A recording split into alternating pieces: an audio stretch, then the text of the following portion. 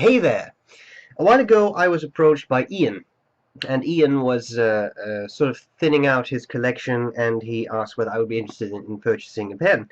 And I said, well, yes. It was a pen that sounded very interesting, and I got it, and it came in this box. Now, I am not sure whether this is the original box it came in, but it sure is a very nice box. As you can see, it's highly reflective. I can see myself reflected in my webcam software, so very nice, very highly polished, lacquered wooden box.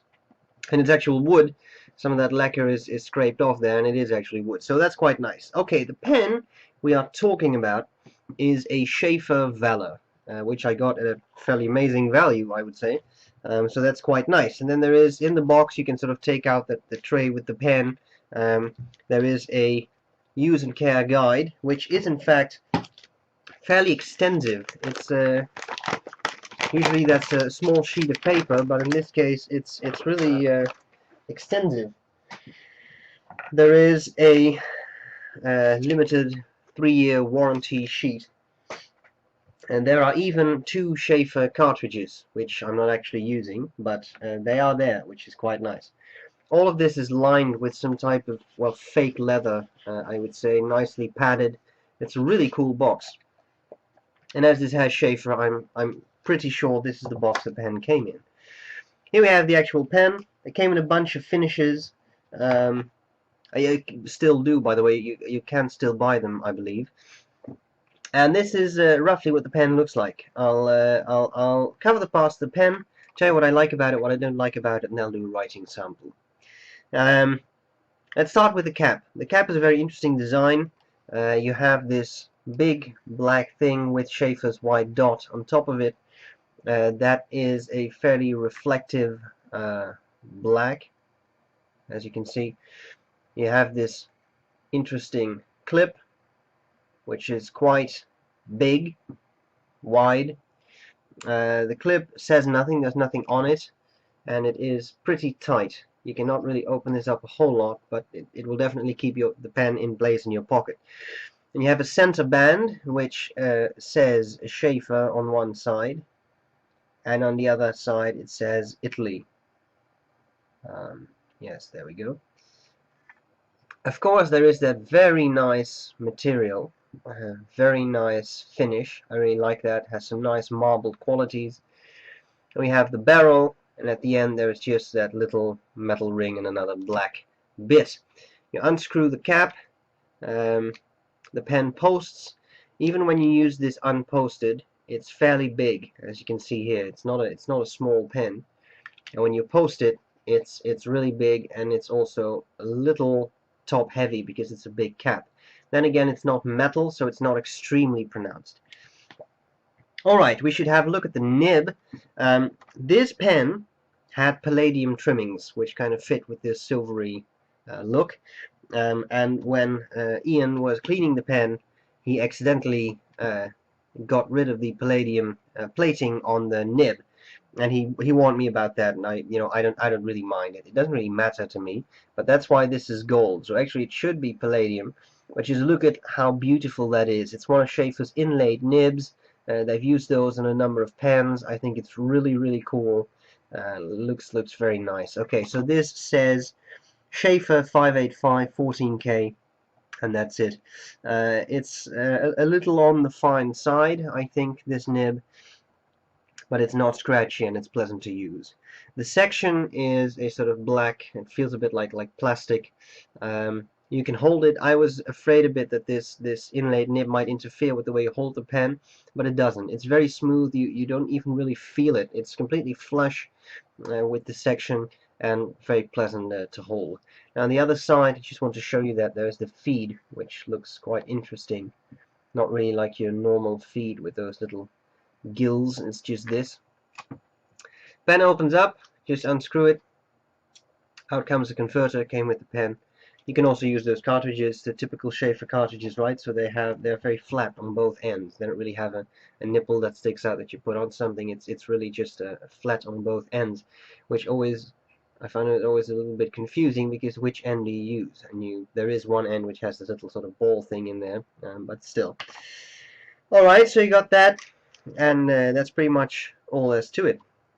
So very interesting. I really like a lot of aspects of this pen.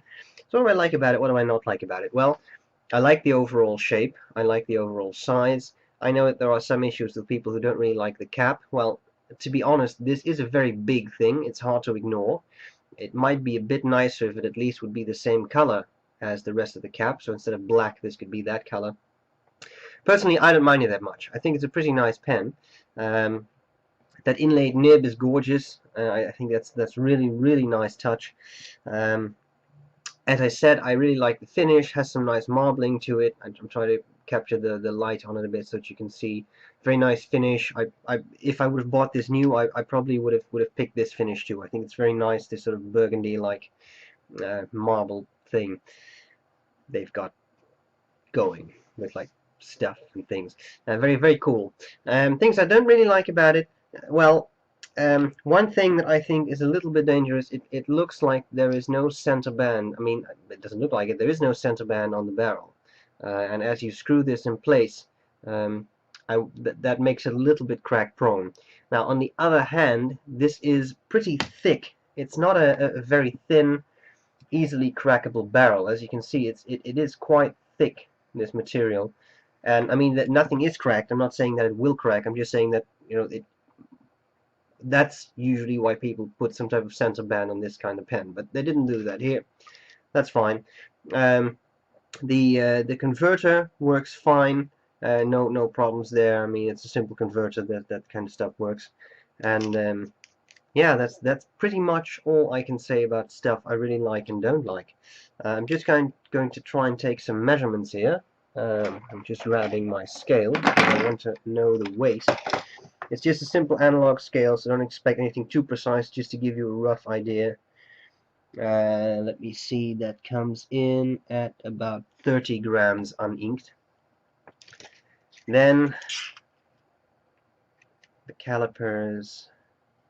So we have a pen that is about 149 millimeters capped. That's well, close to 6 inches. Uncapped.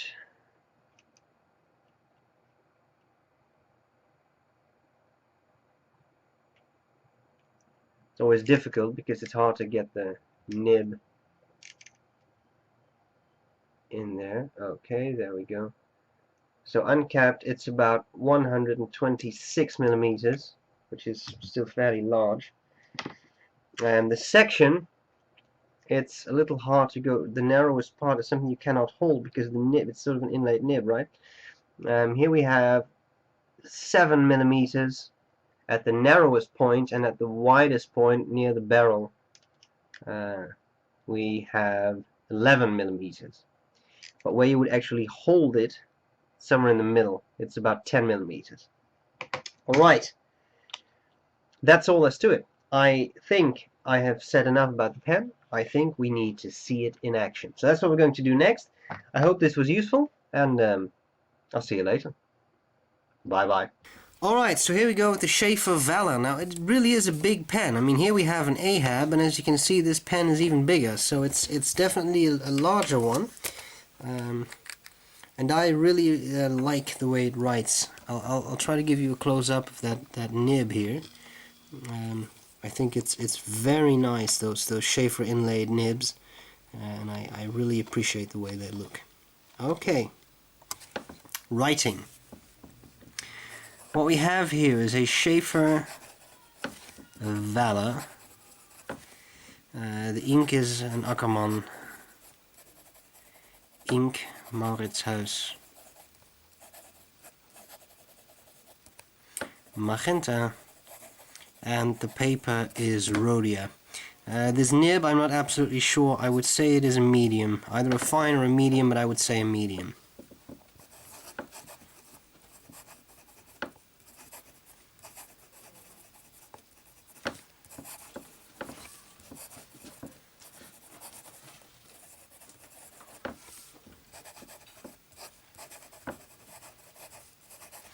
Writing is very smooth, very pleasant. I really don't feel any annoying feedback or anything. It's just a very nice smooth nib. I'll do some fast writing.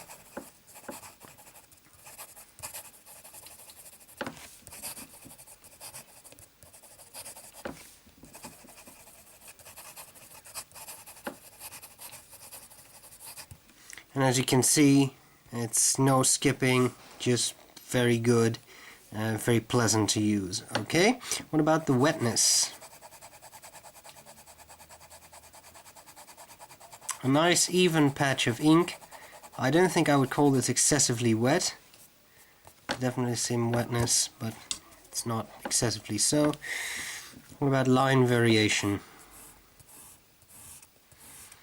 It is a 14 karat gold nib. Usually you can squeeze out some line variation. As you can see, the nib railroads a bit when you do that. You get two lines there. But maybe if you go very slowly. No, even so, this is a nib that doesn't really seem to like that. It is inlaid, maybe that has something to do with it. I'm not sure. I mean, it's not marketed as a flex pen or anything, so it's not that strange. Okay, writing reverse style.